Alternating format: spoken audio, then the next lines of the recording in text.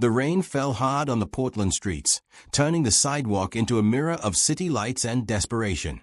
Rebecca Turner stood outside Giovanni's, one of the most expensive restaurants in downtown Portland, her wet hair plastered to her face, her hands trembling as she clutched the small silver necklace.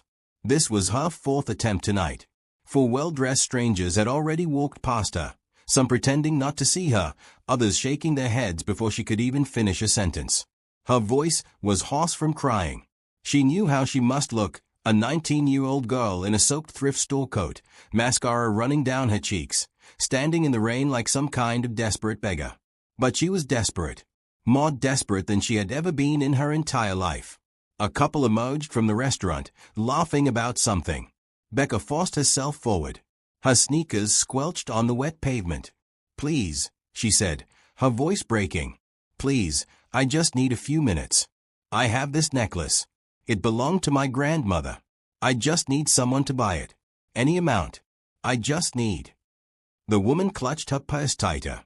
The man put his arm around her shoulders and steered her quickly toward a waiting taxi.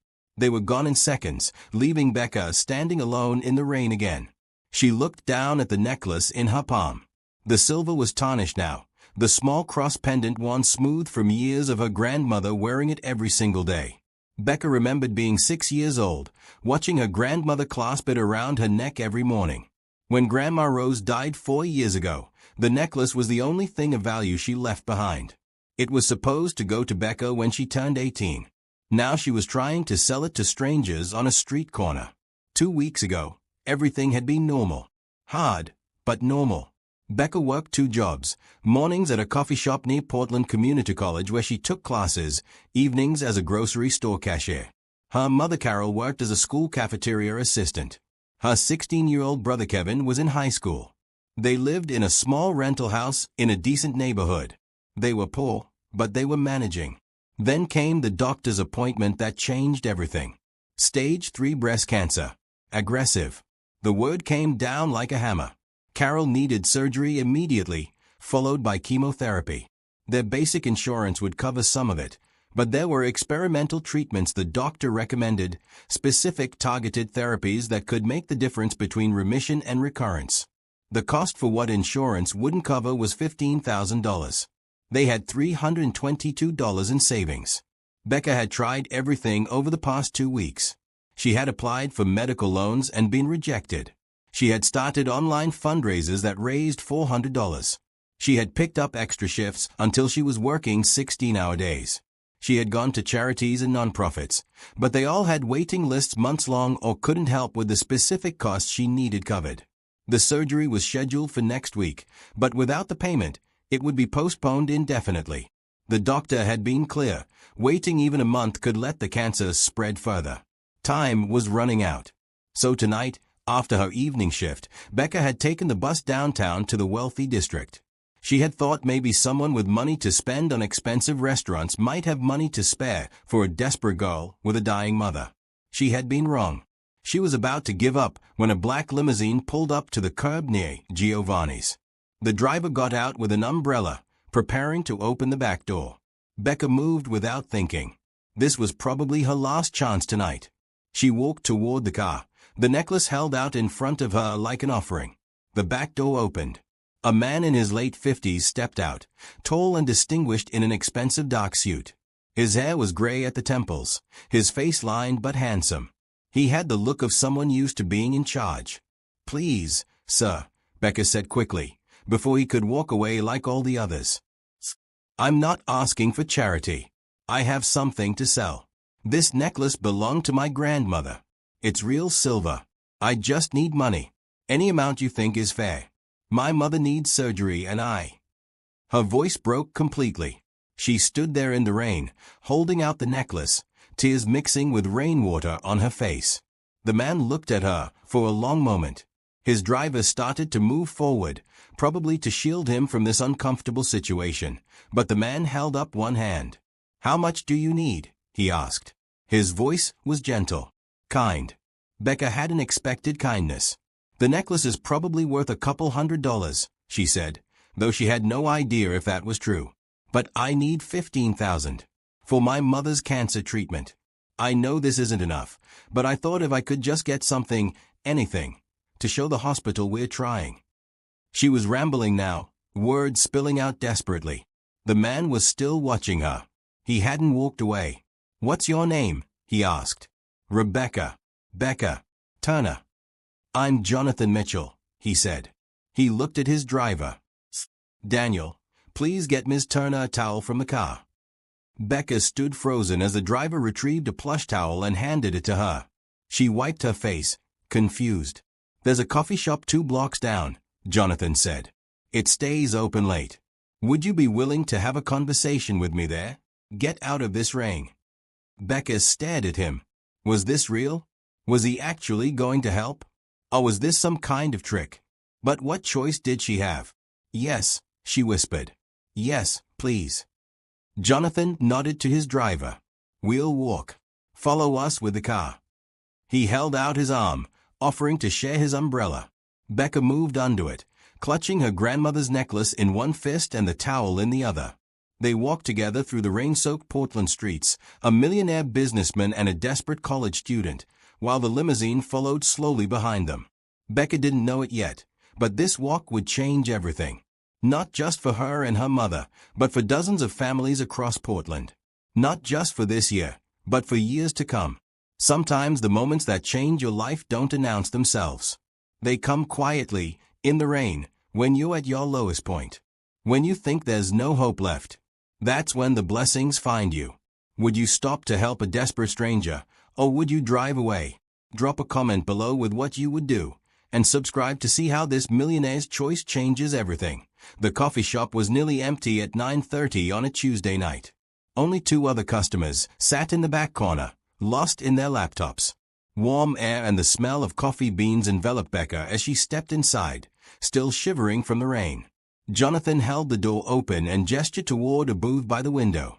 "Order whatever you'd like," he said. "Coffee, food, anything." Becca wanted to say she wasn't hungry, but her stomach betrayed her with a loud growl. She hadn't eaten since her lunch break at noon, just a protein bar she'd grabbed between classes. That was 9 hours ago. "Just coffee is fine," she said quietly. Jonathan caught the attention of a server and ordered 2 coffees and, despite Becca's protest, soup and a sandwich. When the server left, he sat across from her and folded his hands on the table. "Tell me about your mother," he said. So Becca told him. She explained how her father had died 3 years ago in a car accident, leaving them with almost nothing. How her mother had worked so hard to keep them afloat, sometimes working double shifts at the school cafeteria just to make sure Kevin could play in the school band. How Becca had gotten into Portland Community College on a partial scholarship, but still had to work 2 jobs to afford it. How Kevin was a good kid who never complained even when they had beans and rice for dinner 4 nights in a row. She told him about the doctor's appointment, about the look on her mother's face when she heard the word cancer, about how Carol had immediately started worrying about them instead of herself, asking how they would manage without her income during recovery, whether Becca would have to drop out of school to take care of her. "She's the strongest person I know," Becca said, wrapping her hands around the coffee mug. "She never asks for anything for herself. She just gives and gives. And now she's sick, and I can't even afford to get her the treatment she needs." The food arrived. Becca was so hungry that she forgot to be embarrassed and ate quickly. Jonathan sipped his coffee and listened. He didn't interrupt. He didn't check his phone. He just listened like what she had to say actually mattered. When she finished eating, Jonathan reached across the table. "May I see the necklace?" Becca hesitated, then placed it in his palm. He examined it carefully, turning it over in the light. The silver cross gleamed despite the tarnish. "This is beautiful," he said. "Handcrafted. Probably made in the 1920s or 30s. The craftsmanship is excellent." "My grandmother wore it every day," Becca said. "She told me it was blessed by a priest when she was married. She said it protected her through everything. When my grandfather died in Vietnam, when they lost their farm, when my dad was sick as a child, she believed in that necklace." "And now you're trying to sell it to save your mother," Jonathan said softly. Becca nodded, tears welling up again. "I don't know what else to do. The surgery is scheduled for next Tuesday, but the hospital says without the payment by Friday, they'll have to postpone. The doctor said waiting even a few weeks could. Her voice broke. I don't have anywhere else to turn. Jonathan was quiet for a long moment, still holding the necklace.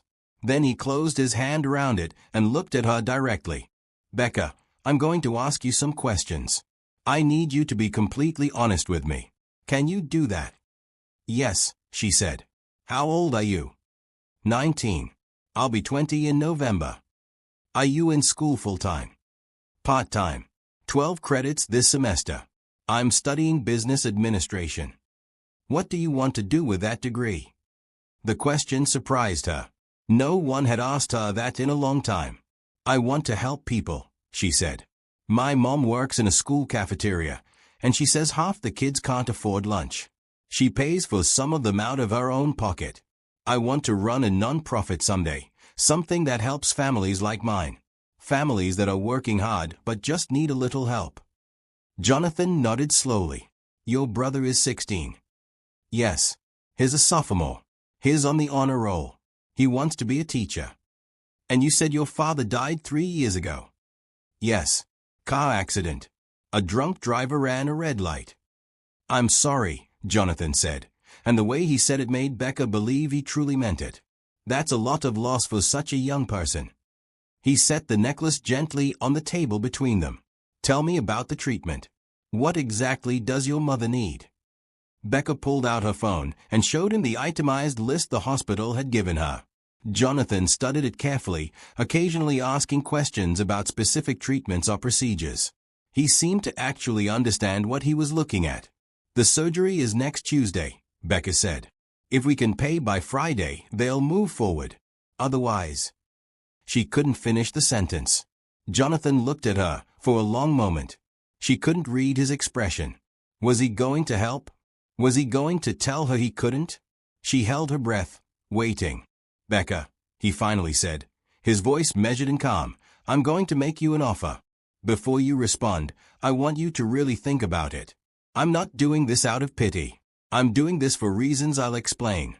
But I need you to hear me out completely before you say anything. Can you do that?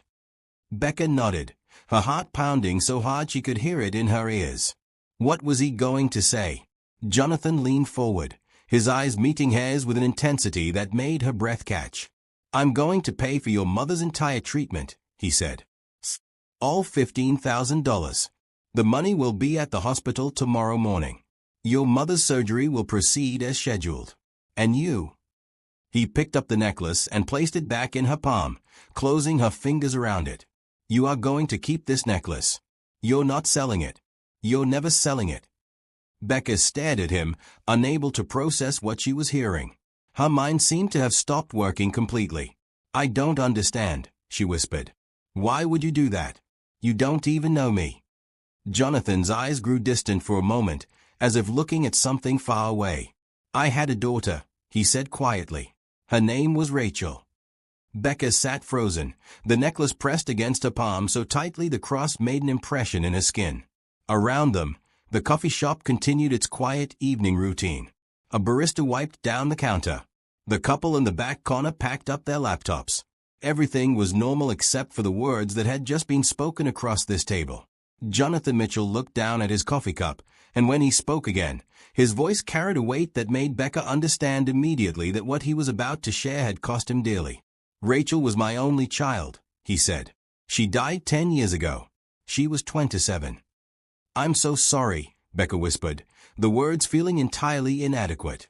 Jonathan nodded, acknowledging her sympathy. She had ovarian cancer. We didn't catch it early enough. By the time the symptoms were severe enough to investigate, it had already spread. My wife passed away when Rachel was 12, so it was just the two of us. She was everything to me. He paused, his jaw tightening. I'm a wealthy man, Becca.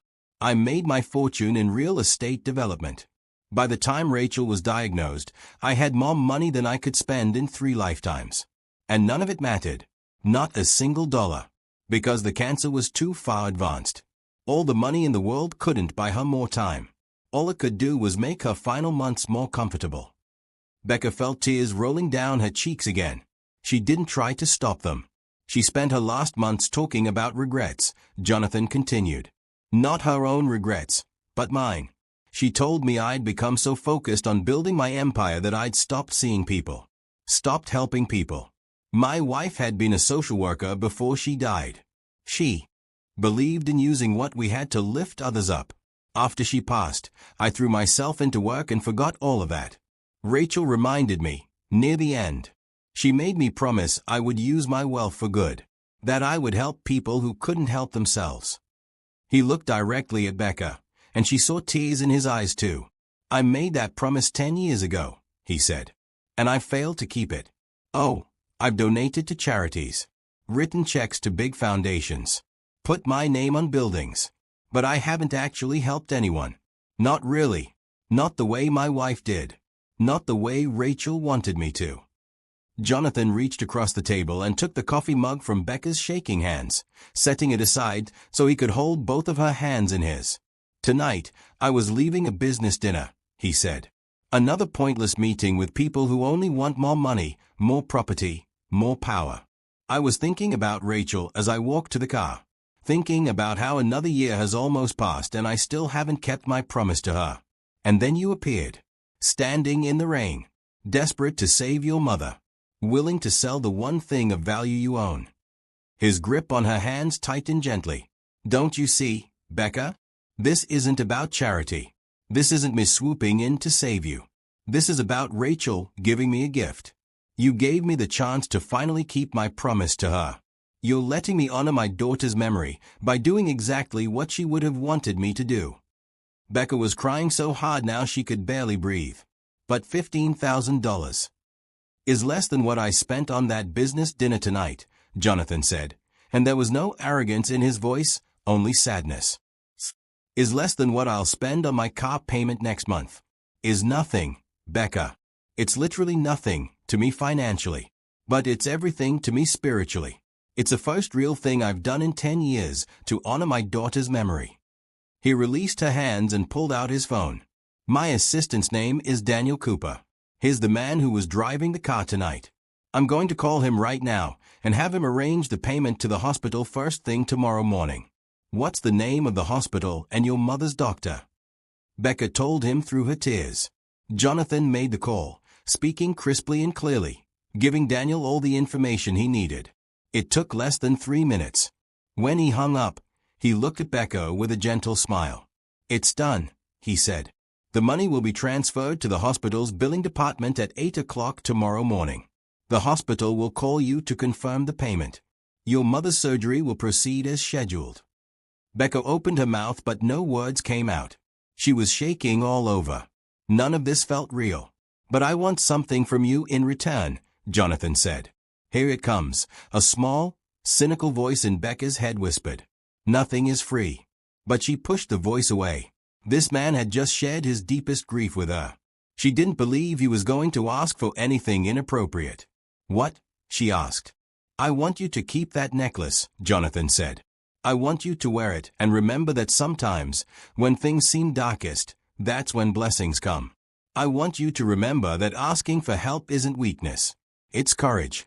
And I want you to promise me that when you finish that degree and start your nonprofit, you'll help people the way I'm helping you tonight. You'll be the person who shows up when someone is desperate and needs a miracle.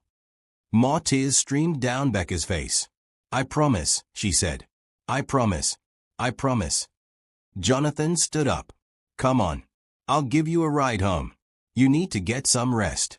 Tomorrow is going to be a good day. Your mother's surgery is going to happen. The doctors are going to help her. And your family is going to be okay. They walked outside. The rain had stopped. The sidewalks glistened under the streetlights. Daniel was waiting with the limousine. Becca climbed into a car that cost more than her entire house, but she barely noticed the luxury. All she could think about was her mother. About surgery. About hope. As they drove through Portland toward her small rental in the cheaper part of town, Jonathan sat beside her in comfortable silence. When they pulled up to the house, he walked her to the door. Go tell your mother the good news, he said. And Becca, you're going to do great things with your life. I can see it in you. Rachel would have liked you very much. Before Becca could respond, Jonathan turned and walked back to the car. She watched the limousine drive away, then looked down at her grandmother's necklace, still clutched in her hand. She put it around her neck and felt the cool silver against her skin. Then she opened the front door and went inside to tell her mother about the miracle that had just happened. About the millionaire who had lost his daughter to cancer. About the promise made at a deathbed and finally kept on a rainy Tuesday night in Portland. About how sometimes the darkest moments lead to the brightest blessings. About how hope, when you least expect it, can arrive in a limousine and change everything. The next morning, Becca sat in the tiny living room of their rental house, her phone clutched in both hands, waiting. Kevin sat beside her on the worn couch, his leg bouncing with nervous energy. Their mother was upstairs, still in bed, exhausted from another night of pain. At 8:15, Becca's phone rang. She answered so quickly she almost dropped it. "Is this Rebecca Turner?" a woman's voice asked. "Yes. This is Becca. This is Cheryl from Portland General Hospital Billing Department. I'm calling to confirm that we received payment in full for your mother Carol Turner's treatment. The amount of $15,000 was transferred to our account this morning. Her surgery is confirmed for next Tuesday at 6 a.m. Becca started crying. Kevin grabbed her arm, eyes wide with question marks. "It's real," Becca said. "The money is really there." "Yes, Ms. Turner. The full amount. The surgery is scheduled and confirmed."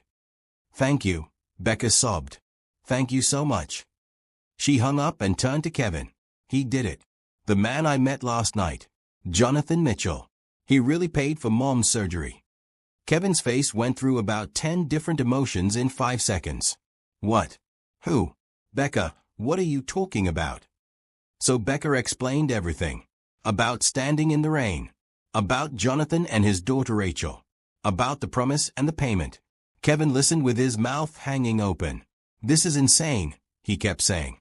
"This is absolutely insane." They went upstairs together and told their mother. Carol didn't believe them at first. She made Becca call the hospital back twice to confirm. Even then, she sat on the edge of her bed, holding Becca's hand, looking stunned. "People like that don't exist," Carol whispered. "People don't just give away $15,000 to strangers." "He does," Becca said. "He did." That afternoon, while Becca was at her shift at the coffee shop near campus, a delivery arrived at the house. Flowers. Not just a small bouquet, but a massive arrangement in a crystal vase. The card read, "For Carol Turner. May your recovery be swift and complete. With hope and prayers. Jonathan Mitchell." The next day, another delivery.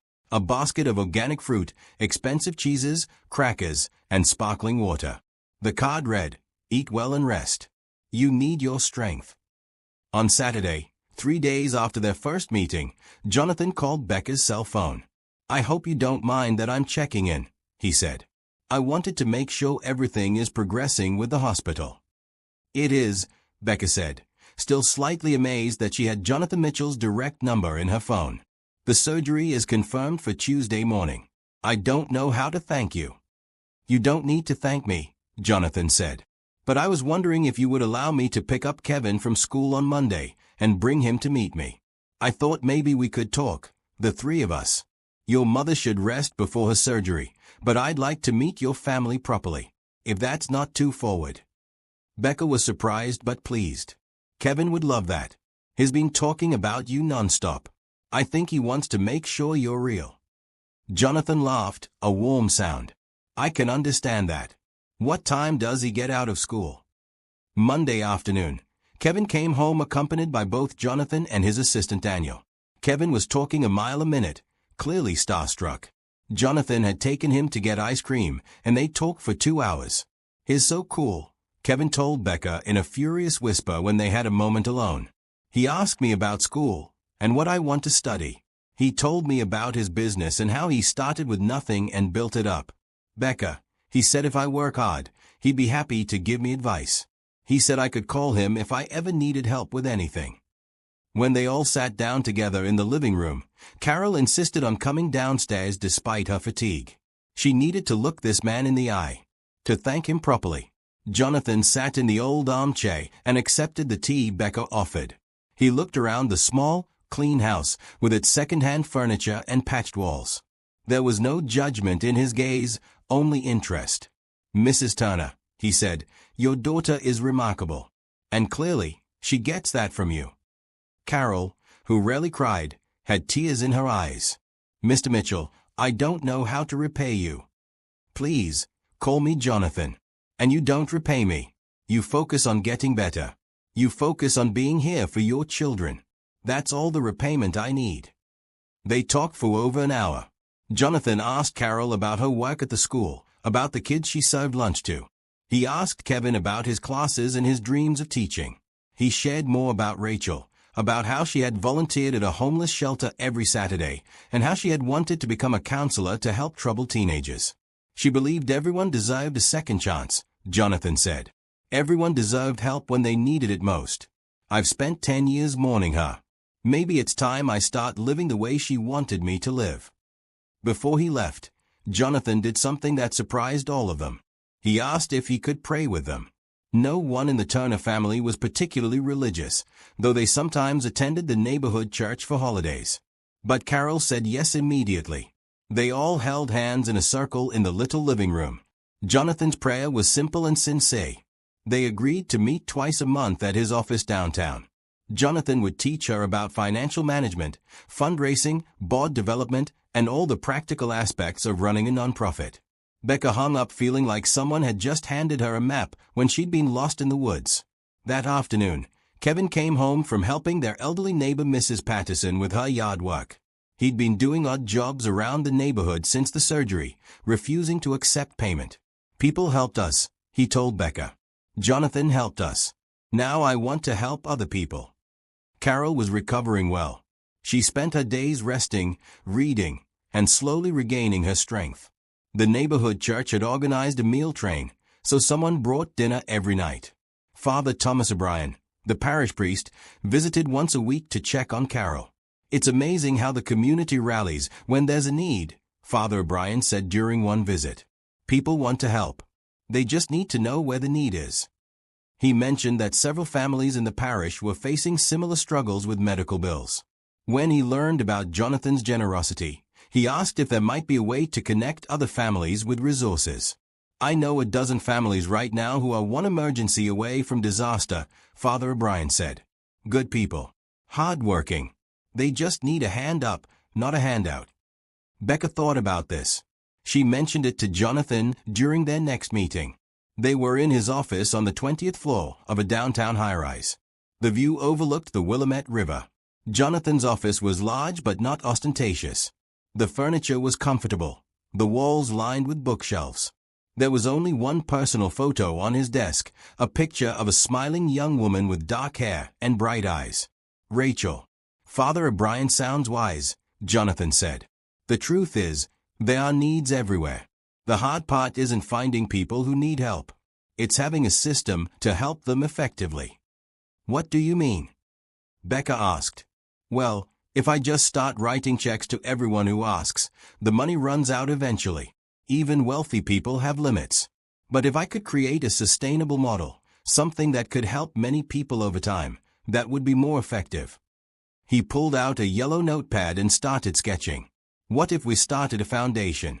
A real organization with a mission, a board of directors, fundraising capabilities.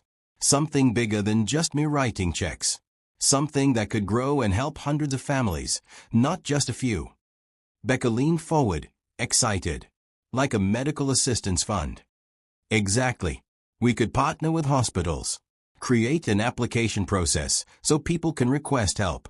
Have volunteers who review applications and determine appropriate assistance levels. Get other donors involved so it's not just my money. Make it sustainable." "The Rachel Mitchell Foundation," Becca said softly. Jonathan looked up from his notepad.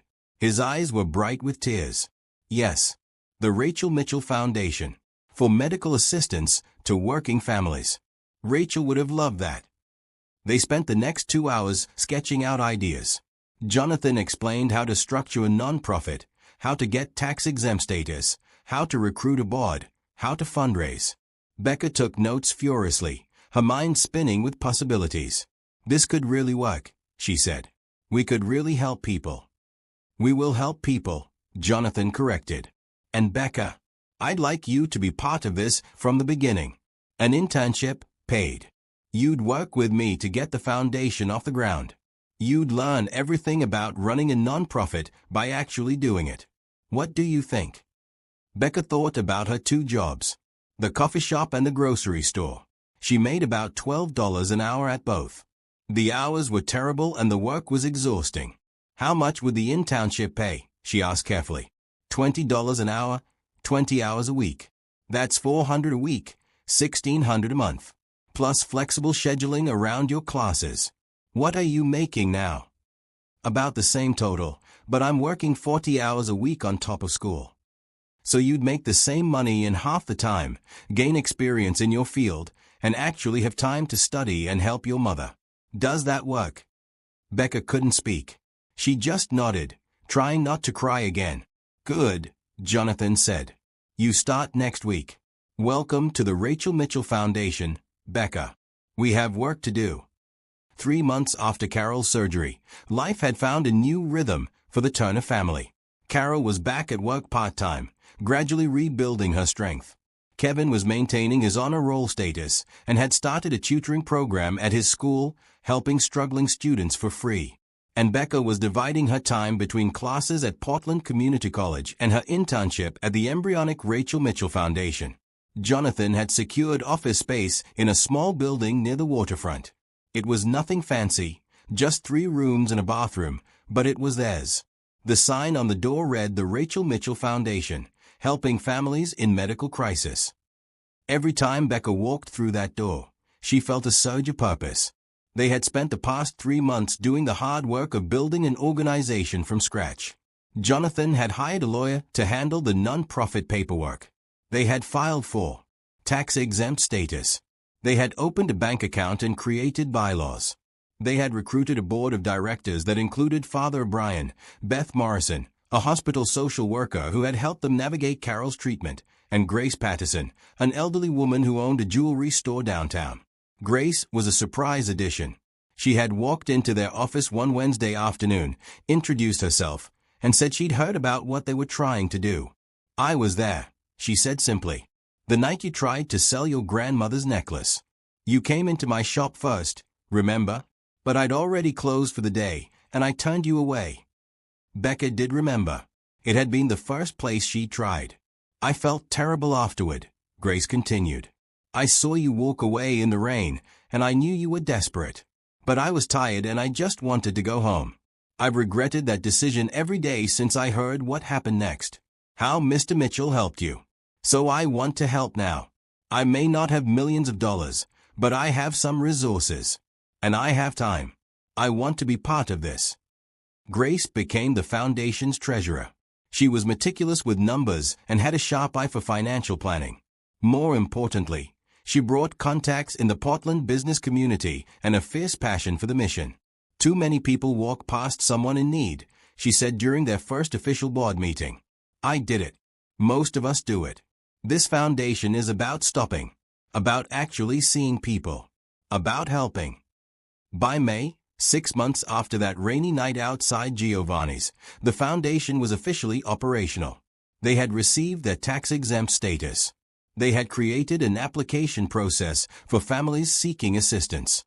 They had partnered with 3 hospitals in the Portland area. And they had raised, between Jonathan's initial seed funding and donations from various supporters, about $75,000. It was time to help their first families. Father Brian provided 5 names. All families from his parish. All facing medical crises. All working people who made too much for Medicaid but too little to actually afford treatment. The board met and reviewed each case carefully. The Santos family needed $8,000 for their daughter's surgery to correct a severe spinal curvature. The Johnsons needed $6,000 for the father's diabetes medication and monitoring equipment not covered by insurance. The Williams family needed $5,000 for the mother's mental health treatment after a severe postpartum depression. The Lewises needed $4,000 for their son's physical therapy after a car accident. The Thompsons needed $3,000 for the grandmother's prescription medications. Total need, $26,000. The board approved all 5 families. Becca made the phone calls herself. She would never forget the sound of Mrs. Santos crying when she learned the surgery was approved, or Mr. Johnson's stunned silence when she told him they'd cover the cost of his medical supplies, or Mrs. Williams whispering thank you over and over through tears. "This is what it's about," Jonathan said as they sat in the office after making the last call. "This feeling right here. This is why Rachel wanted me to do this. This is what matters." But Becca was thinking about something else. "We helped 5 families," she said. "That's amazing. But Father O'Brien said he knows a dozen families in need. And that's just one church in one neighborhood. How many families out there across Portland who need help? Across Oregon? Across the country?" "Thousands," Jonathan said quietly. "Probably millions." "We can't help millions," Becca said. "We can't even help hundreds with our current funding. So how do we make this sustainable? How do we grow this into something that can really make a difference?" Jonathan smiled. "That's exactly the right question. And I think the answer is that we can't do it alone. We need to inspire others. We need to show people what's possible when you choose to help. We need to create a movement, not just a charity." He pulled out his notebook and started writing. "What if we host a fundraising event? A gala. We invite Portland's business community. We tell the stories of the families we've helped. We challenge people to donate. We make it social, make it visible. Show people that helping others isn't just good, it's rewarding." "I don't know anything about hosting galas," Becca said. "Neither do I," Jonathan admitted. "But I know people who do. And more importantly, I know people with money who might be willing to support this cause if we present it right." Over the next month, they planned the foundation's first fundraising gala. Grace used her business contacts to secure a venue at a discounted rate. Beth Morrison coordinated with the hospital to provide success metrics. Father Brian recruited volunteers. Kevin designed the invitations using skills he'd learned in his computer graphics class. Carol, now back to full strength, coordinated the catering through her connections at the school district. The whole community was coming together. Becca started a fundraising initiative at Portland Community College. She set up a table in the student center with information about the foundation. Students could donate any amount, even $1. The response surprised her. Students, many of them struggling financially themselves, gave what they could. $5, $10. One student donated $50 and said his family had needed help with medical bills when he was in high school. He understood what it meant. In 3 weeks, the students raised $1,200. "People want to help," Becca told Jonathan. "They really do. They just need to know how." Kevin, inspired by his sister, started volunteering at the hospital 2 afternoons a week. He delivered flowers to patients, helped escort people to appointments, spent time talking to elderly patients who had no visitors. The hospital staff loved him. Beth Morrison told Jonathan that Kevin was the kindest volunteer they'd ever had. "He tells everyone about the foundation," Beth said. "He shares your story and Becca's story. He's basically your best ambassador." The gala was scheduled for August 15th. Jonathan had sent invitations to over 200 people in Portland's business and philanthropic communities. Becca was terrified. She'd never been to a gala. She didn't own anything fancy to wear. She had no idea how to talk to wealthy donors. "You talk to them the same way you talk to me," Jonathan said. "You tell the truth. You share your heart. You let them see why this matters. That's all anyone needs to hear." 1 week before the gala, Grace Patterson arrived at the office with a large bag. "I have something for you," she told Becca. "For the gala." Inside the bag was a beautiful dress. Deep blue, elegant but not overly fancy. Exactly Becca's size. "Grace, I can't accept this," Becca said. "You can and you will," Grace said firmly. "You're the face of this foundation, Becca. You're the one who will tell these wealthy people why they should donate. You deserve to walk into that room feeling confident and beautiful. Now try it on."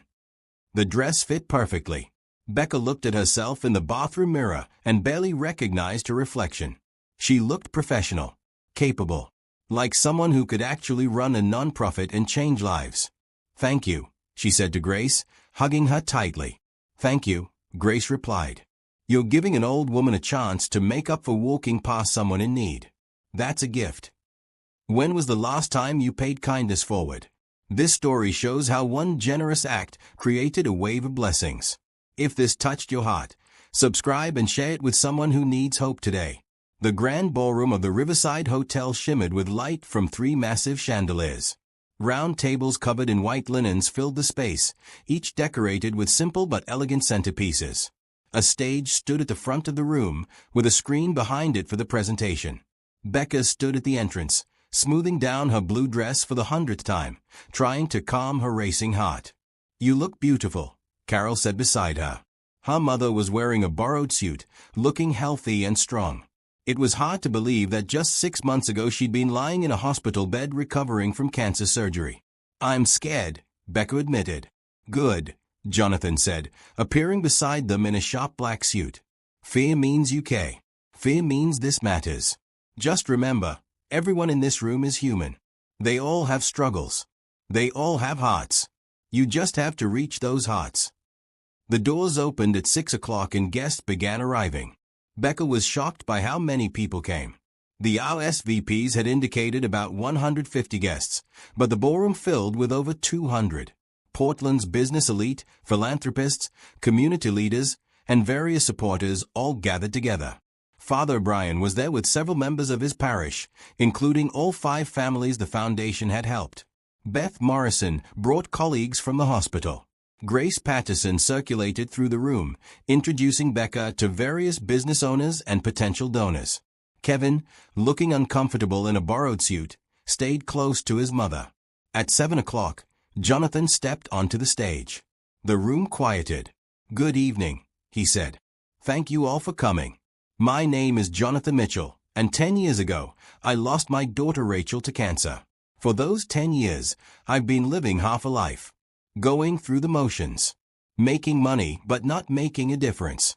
Then, 6 months ago, on a rainy Tuesday night, a 19-year-old college student changed everything." He gestured to Becca. "Becca Turner, would you join me up here?" Becca's legs felt like water as she walked to the stage.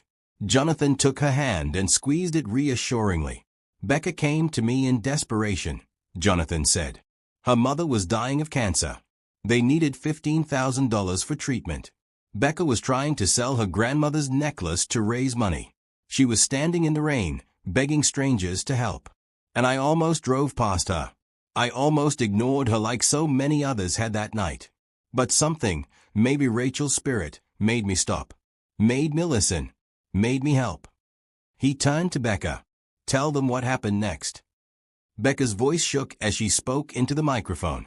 "Jonathan paid for my mother's entire treatment. He didn't know us. He had no reason to help. But he did. And because of him, my mother is alive and healthy. My brother can stay in school. I can finish my degree.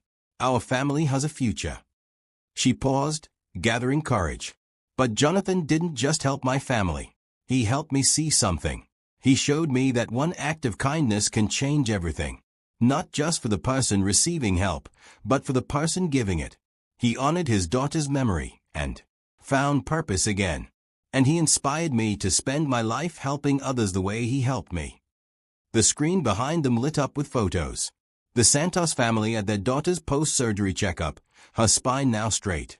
The Johnson family with the father's new medical equipment. The Williams family with the mother smiling and healthy. The Lewis family with their son walking again after physical therapy. The Thompson family with the grandmother holding her medications. "These are the first 5 families the Rachel Mitchell Foundation has helped," Becca said. "But there are thousands more who need help. Families in medical crisis.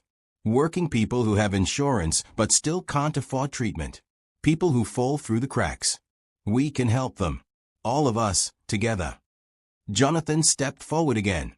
"Tonight, I'm challenging every person in this room to give. Whatever amount you can. $50, $500, $5,000. Every dollar goes directly to helping families in medical crisis. 100% of donations fund assistance. All administrative costs are covered separately. When you give to the Rachel Mitchell Foundation, you're literally saving lives." The presentation continued. They showed financial statements, proving their legitimacy and efficiency. Beth Morrison spoke about the hospital's perspective and how many families they see who need this kind of help. Father O'Brien talked about the families in his parish and how the foundation had brought hope back to people who had lost it. Then Mrs. Santos stood up. She was a small woman with graying hair and kind eyes. She walked to the stage, slowly. "I want to say something," she said in accented English. "My daughter Maria, she was born with a curved spine. The doctors said she needed surgery, but it cost so much money. I work cleaning houses. My husband works in construction. We have insurance, but it didn't cover this surgery. We tried everything. Loans. Fundraising.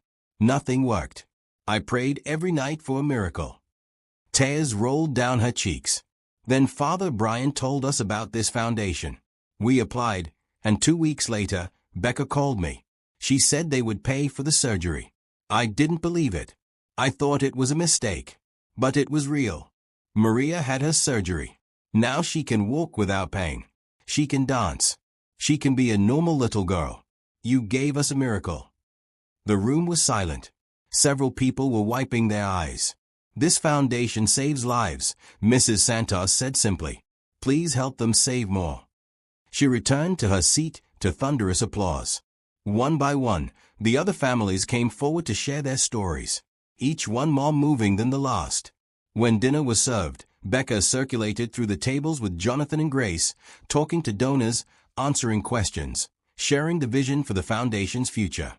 People were genuinely interested. They asked smart questions about sustainability, about expansion, about impact measurement. By the end of the night, they had raised $68,000. $68,000 in one evening. Becca stood at the stage as the guests departed, stunned by what had just happened. Jonathan stood beside her, looking equally moved. "Rachel would be so proud," he said quietly, "of this, of you, of everything we're building." Over the next 6 months, the foundation grew rapidly. They helped 20 more families. They expanded their hospital partnerships from 3 to 8 facilities across Portland. They recruited additional board members, including a retired hospital administrator and a financial planner who volunteered his services. They hired 2 part-time staff members to help process applications and coordinate with healthcare providers. Becca continued taking classes and working at the foundation, now 25 hours a week at a slightly higher wage. She was learning more in this practical experience than she ever could have learned in a classroom. How to manage budgets. How to work with donors. How to communicate effectively. How to lead. Jonathan had become more than a mentor. He had become family. He had dinner with the Turners every Sunday. He never missed Kevin's school events. He called Carol just to check in. The grief that had defined him for 10 years was slowly transforming into something else. Not joy exactly, but peace. Purpose. A sense that Rachel's death, while still painful, had meaning beyond the loss. In January, 1 year after Becca's desperate night in the rain, Portland Community College contacted her. They wanted to feature the foundation in their alumni magazine. Becca had graduated with her associate degree in December and been accepted to Portland State University for her bachelor's degree, again with scholarship support coordinated quietly by Jonathan through the foundation. The magazine article came out in February. It was a beautiful piece with photos of Becca, Jonathan, the office, and several families they'd helped. The headline read, "From Desperation to Purpose, How One Student Created a Movement of Hope." The article went viral on social media. Local news stations picked it up. Within a week, donations flooded in from across Oregon and beyond. People read about the foundation and wanted to be part of it. The foundation's social media followers jumped from 200 to 20,000. The waiting list of families seeking help grew to over 100. "We have a problem," Grace said at the next board meeting. "A good problem, but still a problem. We have more families requesting help than we can possibly serve with our current funding. Even with the increased donations, we're looking at a 6-month waiting list." "Then we need to raise more money," Becca said. "We need to think bigger. Not just Portland. All of Oregon. Maybe beyond." Jonathan nodded. "I've been thinking about that. What if we start chapters in other cities? Recruit local boards, local donors, local volunteers. Keep the same mission, but expand the reach." The Rachel Mitchell Foundation could become a network, not just a single organization. It was an ambitious vision. But then again, a year ago, the idea of helping even one family had seemed impossible. Now they'd helped over 30 families and had resources to help dozens more. "Let's do it," Becca said. "Let's see how far this kindness can reach." The spring morning was bright and clear as Becca walked into the foundation's office. They'd moved to a larger space downtown, with room for a proper staff of 5 people plus volunteers. The walls were covered with thank you cards from families, photos of recovery stories, and a large board listing all the families they'd helped. 53 families so far. Lives changed. Futures secured. Becca's phone rang as she set down her coffee. It was Beth Morrison from the hospital. "Becca, I need to talk to you about a case," Beth said, her voice tense. "It's urgent." "What's going on?" "I have a family here. Father is 42, needs a heart transplant. He was in a car accident 2 years ago, and his heart was damaged. He's been on the waiting list for months, and they finally have a match. But the surgery and post-operative care will cost about $50,000 out of pocket. Their insurance won't cover all of it. Without the surgery, he'll die, probably within the next 2 months." Becca's stomach dropped. $50,000. Their largest single grant had been $10,000 for a complex cancer treatment. $50,000 was more than they had in their assistance fund right now. "What's the timeline?" Becca asked. "They need to make a decision within 3 days. If they can't commit to the payment plan, the hospital will have to give the heart to the next person on the list." 3 days. Becca's mind raced. "Send me all the information. I'll call an emergency board meeting." The board gathered that afternoon. Jonathan, Grace, Father O'Brien, Beth, and the other board members crowded into the conference room. Becca presented the case. "The Anderson family," she said, showing them the application and medical records on the screen. "Robert Anderson, 42 years old. Married to Lisa. 4 kids, ages 6 to 15. He's a construction supervisor. She's a dental hygienist. They both work full-time. Their combined income is about $70,000 a year, which is too much for Medicaid, but not enough to actually afford a $50,000 medical bill. He's been in heart failure for 18 months. He's on the transplant list. They have a match now. If we don't help them, he dies." The room was silent. "How much do we have in the assistance fund right now?" Father O'Brien asked. Grace pulled up the financial records. "About $32,000. We have commitments to 4 other families totaling $18,000. If we help the Andersons with the full $50,000, we'll be completely depleted and unable to help anyone else for months." "What if we help partially?" one board member suggested. "Give them $20,000 and they find the rest elsewhere." "They've already exhausted every option," Beth said. "They've applied for loans and been rejected. They've started online fundraising, but only raised $8,000. They've asked family and friends. They have nothing left. It's all or nothing. Either we help them get this surgery, or Robert Anderson dies and leaves 4 kids without a father." Becca felt the weight of the decision crushing her. How do you put a price on a life? How do you decide who gets help and who doesn't? Jonathan spoke quietly. "If we help this family, we can't help others who are waiting. But if we don't help this family, this specific man dies. There's no right answer here. Only choices." "We have to help them," Becca said. "We can't let him die because we're worried about future cases. He's here now. He needs help now. We'll figure out how to refill the fund. But we can't turn away from someone who will literally die without our help." The vote was unanimous. They would grant the Anderson family $50,000 for Robert's heart transplant and recovery. Then came the hard part, finding the money. "I can contribute $10,000 personally right now," Jonathan said. "That brings us to $42,000.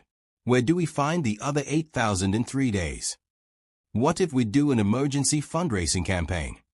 Becca suggested. "Social media, email blast to our donor list, personal appeals. Explain the urgency. Ask people to help save a life." "That could work," Grace said. "But we've never done emergency fundraising before. Will people respond quickly enough?" "They will if we tell the story right," Becca said. She was already pulling out her laptop. "I'll write the appeal right now.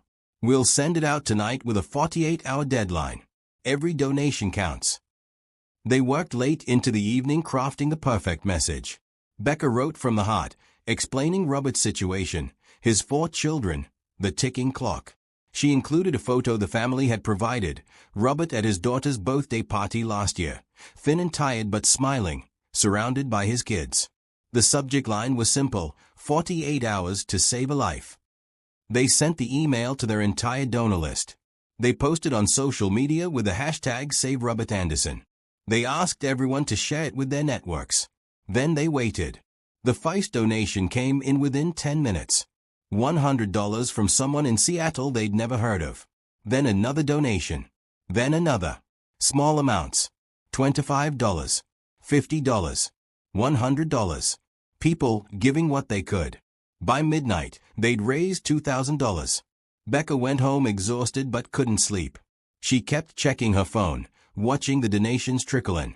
By morning, they were at $4,500. The story spread. A local TV news station picked it up and did a segment on the new news. By afternoon, donations were pouring in. $10 from a retired teacher. $500 from a local business owner. $20 from a teenager who saw it on social media. $50 from someone who wrote, "My father died from heart failure. I wish someone could have saved him. Please save this man."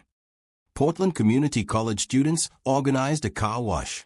The local Rotary Club held an emergency collection at their weekly meeting. A church across town took up a special offering. Kevin's high school organized a bake sale and raised $400 in one lunch period. The community rallied. By the end of the second day, they'd raised $15,000. But they still needed $13,000 more, and time was running out. That evening, Becca got a call from Grace Patterson. "I'm selling my late husband's coin collection," Grace said. "He collected rare coins for 40 years. I've been holding on to them for sentimental reasons, but this seems like what he would have wanted me to do with them. I'm taking them to a dealer tomorrow morning. It should be worth at least $10,000. "Grace, no," Becca said. "That's your husband's legacy." "No," Grace said firmly. "Helping people is my husband's legacy. He was a generous man. He would be proud of this. Don't argue with me, Becca. I've made up my mind."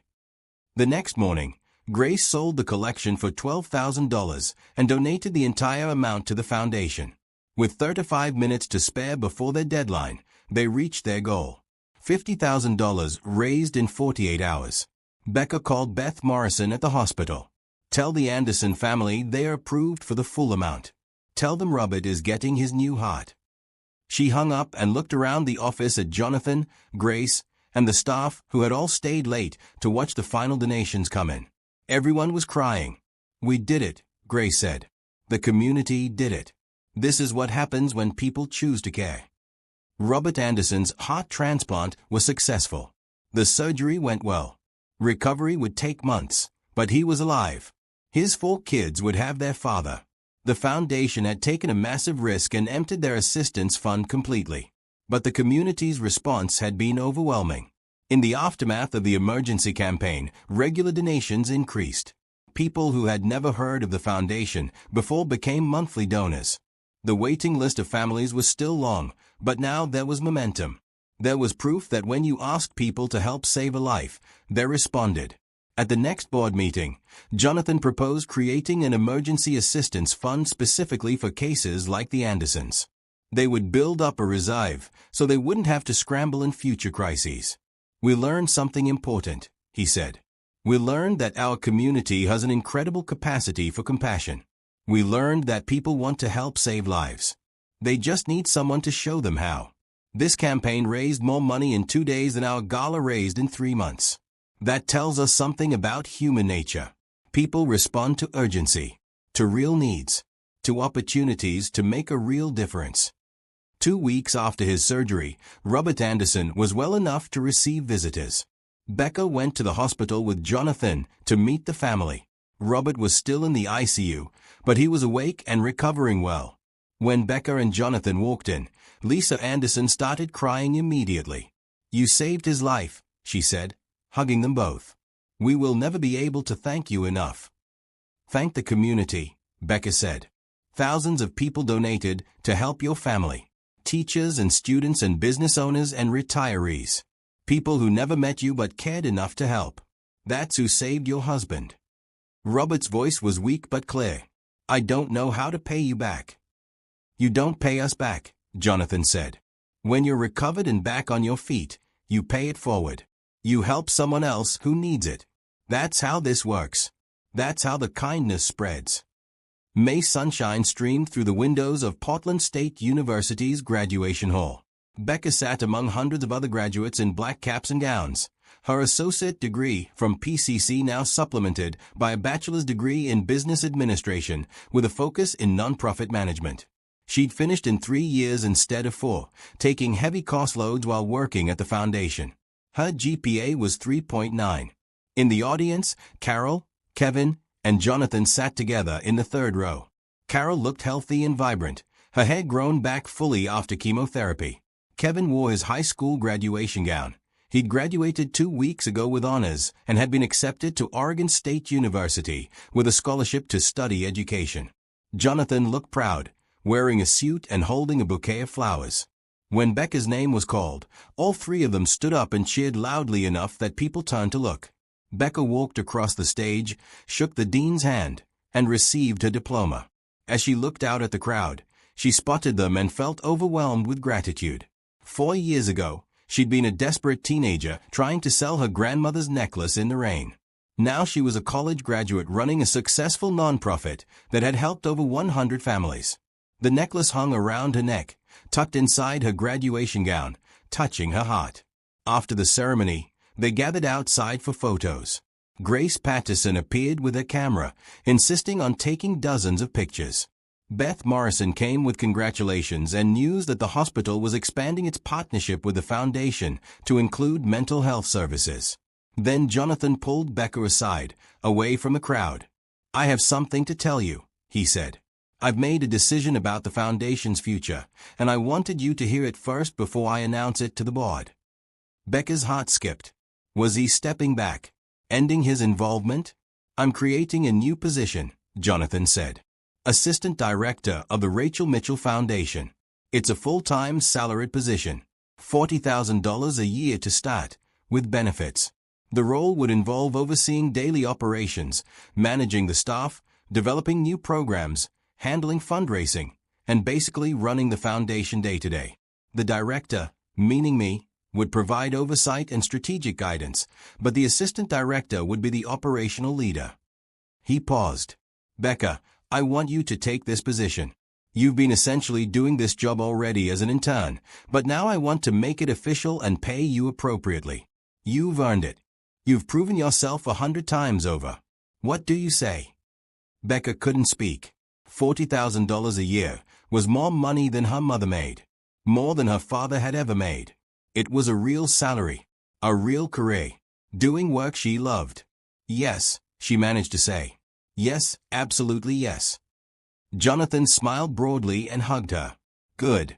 You start Monday. Well, technically you're already doing the job, so I guess you just keep doing what you're doing, but now with better pay and a proper title.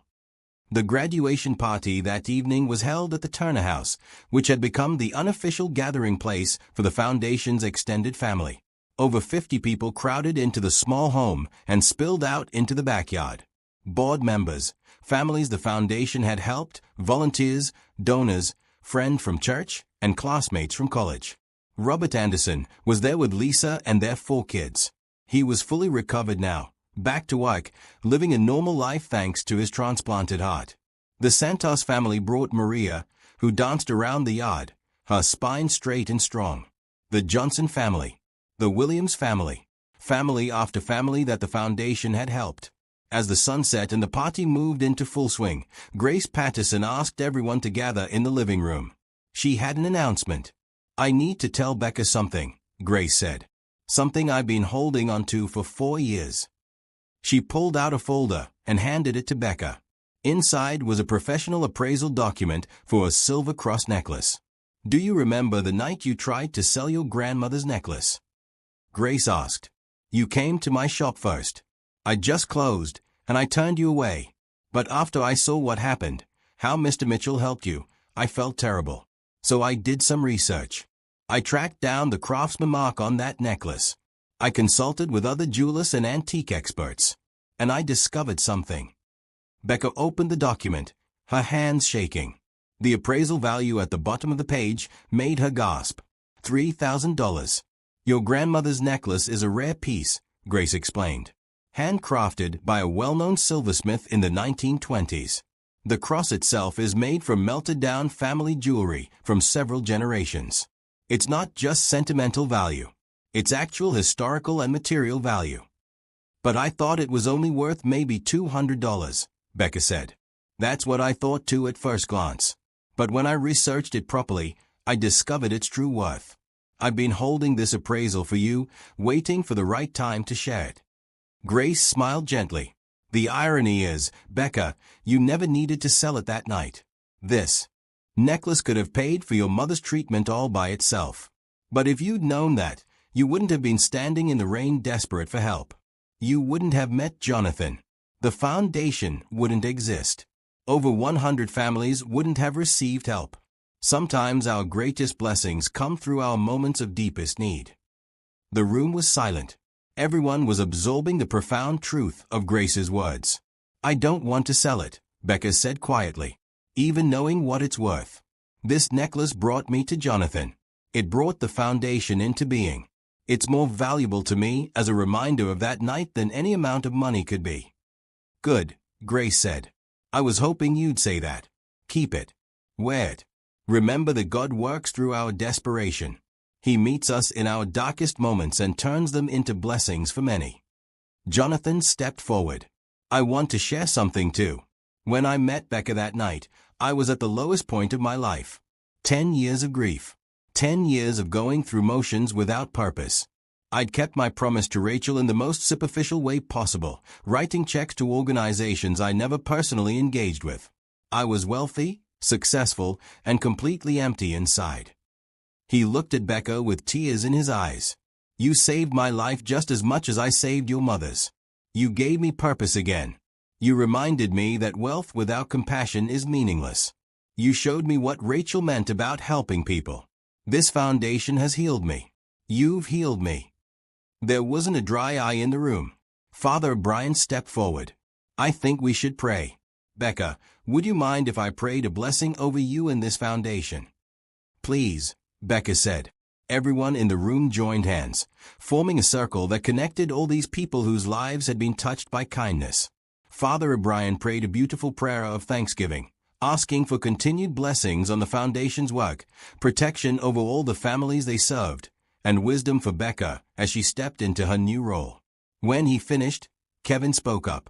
He'd been quiet most of the evening, but now he had something to say. I just want everyone to know, he said, that my sister is the bravest person I've ever met. 4 years ago, our family was falling apart. We were losing Mom. We had nothing. Becca could have given up. She could have dropped out of school, gotten a full-time job, just tried to survive.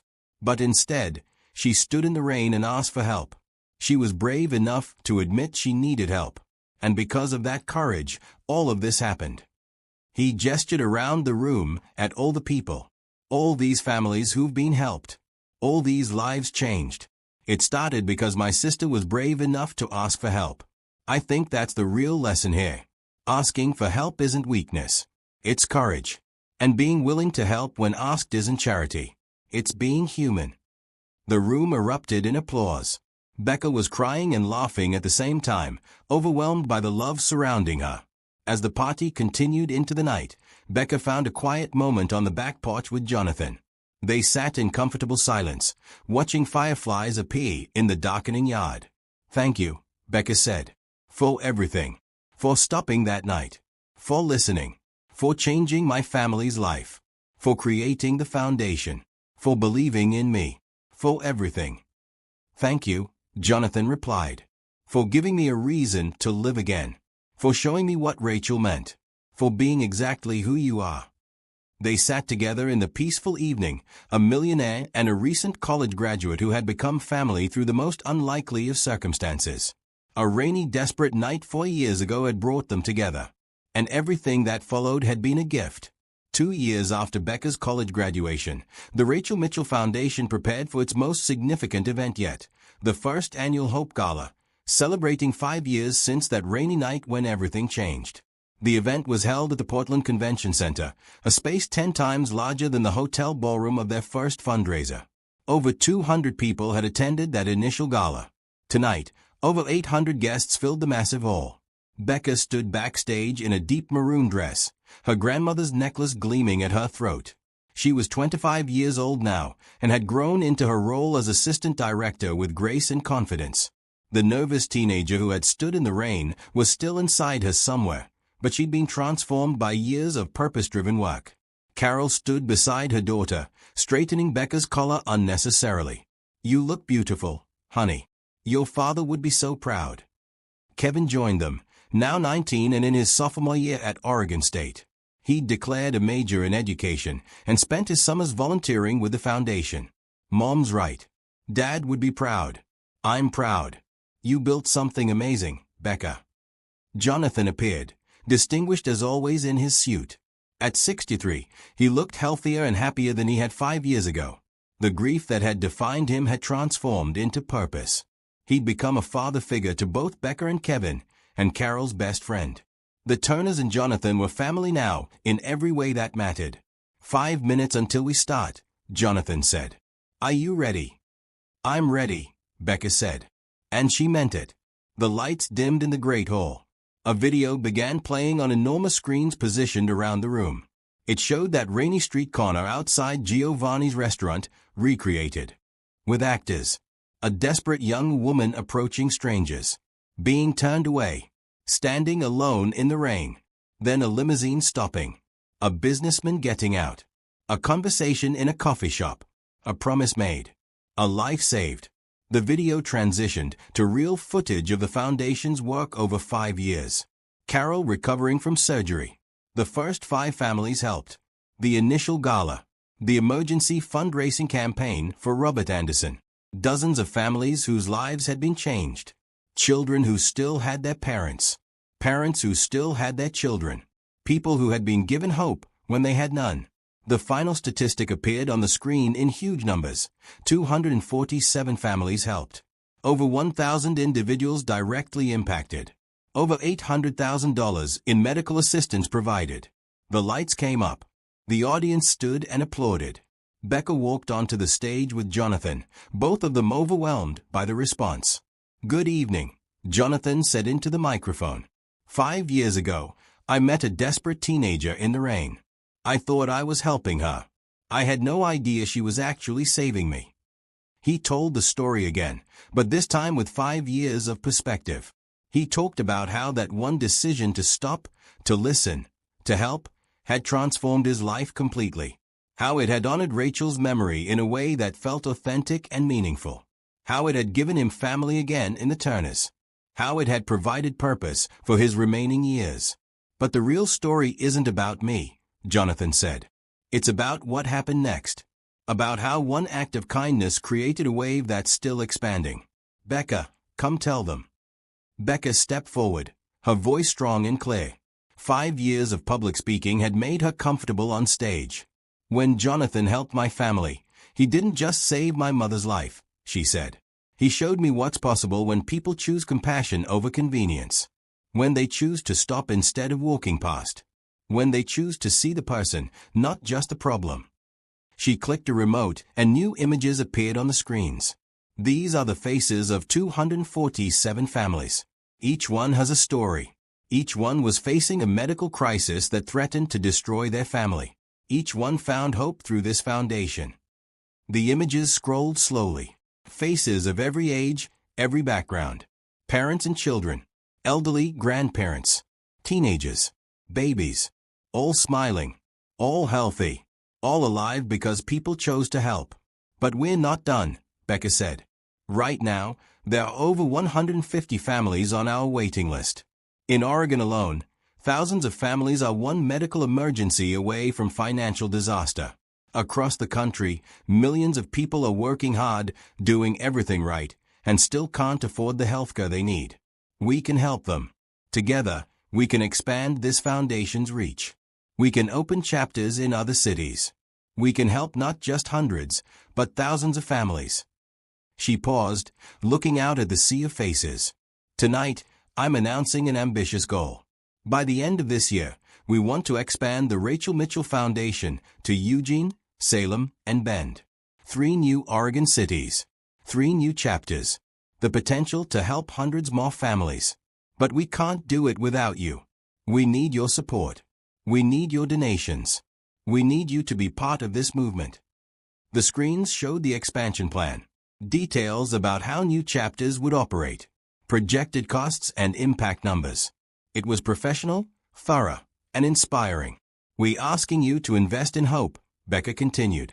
To invest in the belief that no family should have to choose between medical care and bankruptcy. That no parent should have to watch their child suffer because they can't afford treatment.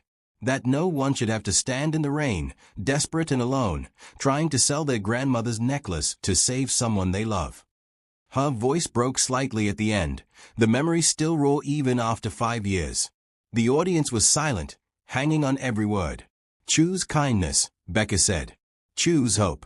Choose to be the person who stops instead of walking past. Because you never know when your one act of compassion might start a movement that changes hundreds of lives. She stepped back as Carol walked onto the stage, healthy and strong at 52. The audience gasped. They'd seen her in the videos, but seeing her in person, vibrant and alive, made it real. I'm Carol Turner, she said simply. 5 years ago, I was dying of cancer. My daughter tried to save my life by selling her grandmother's necklace for a few $100s. We needed $15,000. We had no idea where it would come from. And then Jonathan Mitchell appeared like an angel in the rain and paid for my entire treatment. I'm alive today because he chose to help. Because he chose to stop. She looked directly at the audience. But here's what I want you to understand. When Jonathan helped my family, he didn't just save my life. He saved my daughter's future. He saved my son's chance at a normal childhood. He saved our family. And then Becca took that gift and multiplied it. She created this foundation. She dedicated her life to helping others the way we were helped. One act of kindness didn't just save one family. It created a cascade of blessing that's still spreading today. Carol's voice was strong and passionate. I volunteer at Portland General Hospital now, working with families in medical crisis.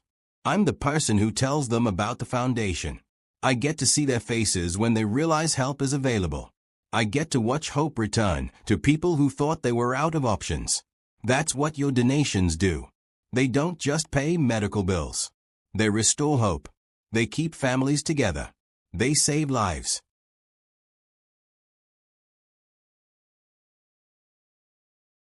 The audience rose in a standing ovation. Carol wiped tears from her eyes as she left the stage. Next came testimonials from families the foundation had helped. Robert Anderson spoke about his heart transplant and how he'd been given a second chance at life. He'd gone back to work, coached his son's baseball team, and walked his oldest daughter down the aisle at her wedding last year. All things he wouldn't have lived to do without the foundation's help. The Santos family shared how Maria, now 12, was thriving with her corrected spine. She joined the middle school dance team and dreamed of becoming a physical therapist to help other kids with medical challenges. Family after family shared their stories. The pattern was the same: crisis, desperation, help arriving just in time, lives transformed, gratitude overflowing. Finally, Kevin took the stage. I'm Kevin Turner, Becca's little brother. Well, not so little anymore. I'm 19 now, studying to be a teacher. 5 years ago, I was a terrified 14-year-old watching my mother die and my sister work herself to exhaustion trying to save her. I felt helpless.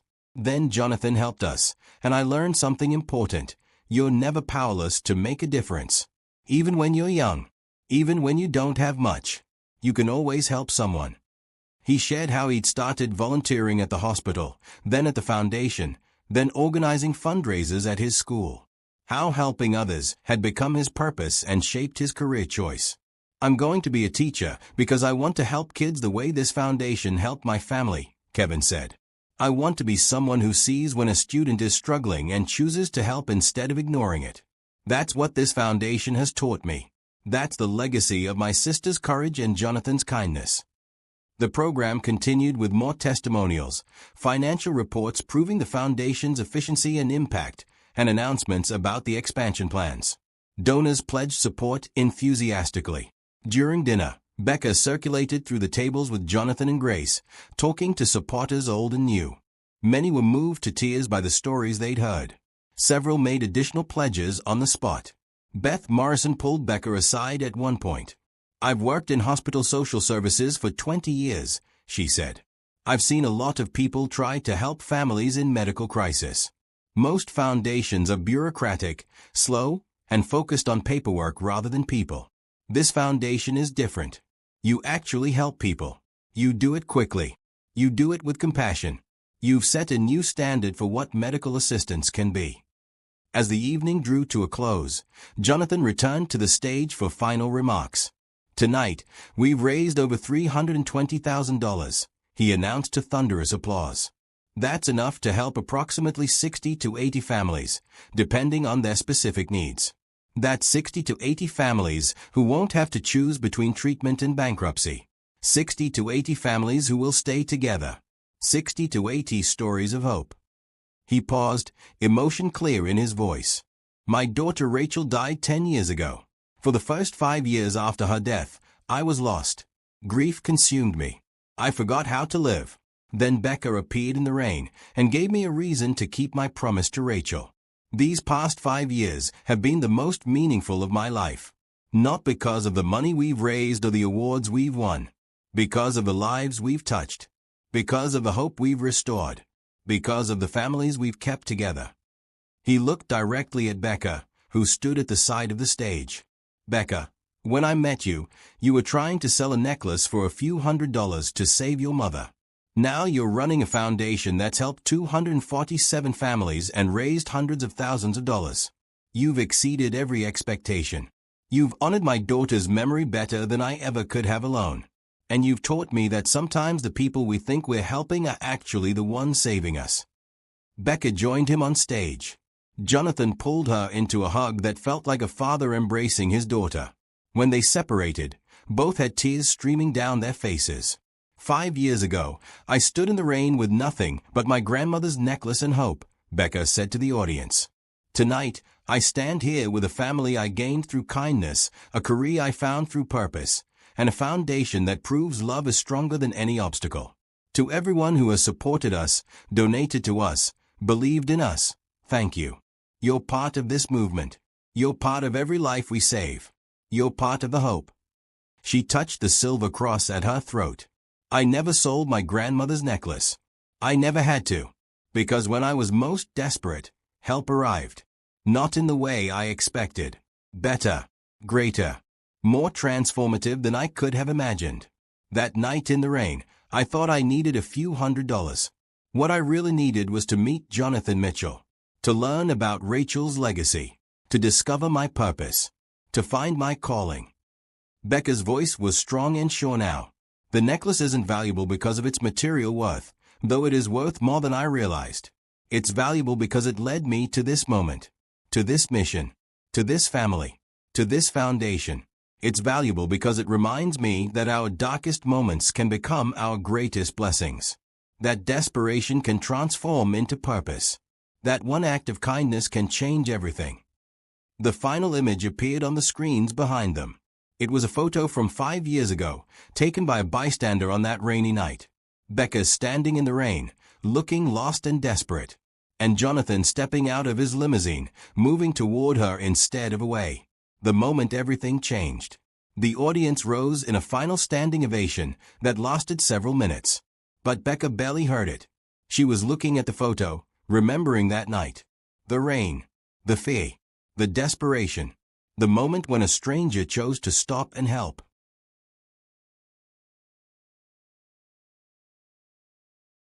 After the gala ended and the guests departed, the foundation's inner circle gathered in a quiet corner of the convention center.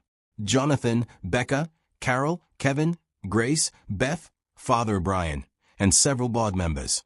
They were exhausted but elated. "We did it," Grace said, raising a glass of champagne. 5 years of work. 5 years of helping families. 5 years of proving that kindness matters. To the next 5 years, Jonathan said. To expansion.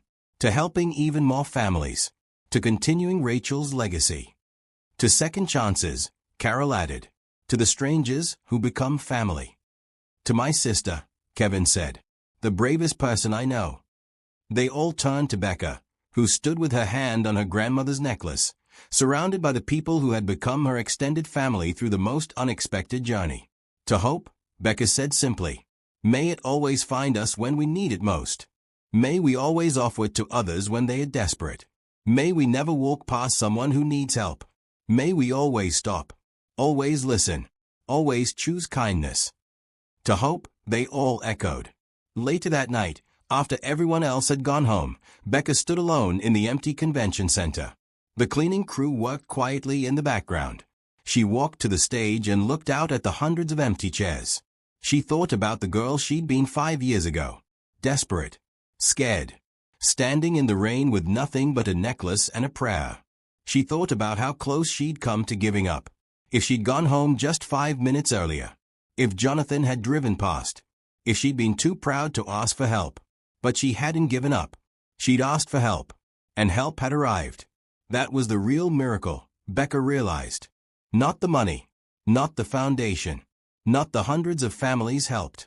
The real miracle was that a desperate teenager had been brave enough to ask, and a grieving millionaire had been compassionate enough to answer.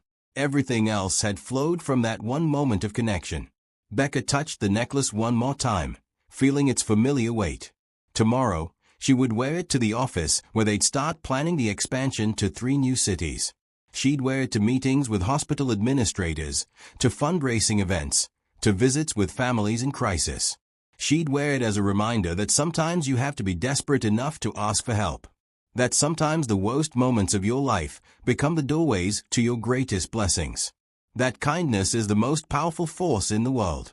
And that a single act of compassion on a rainy Tuesday night in Portland can change everything. Not just for one family, for hundreds, for thousands.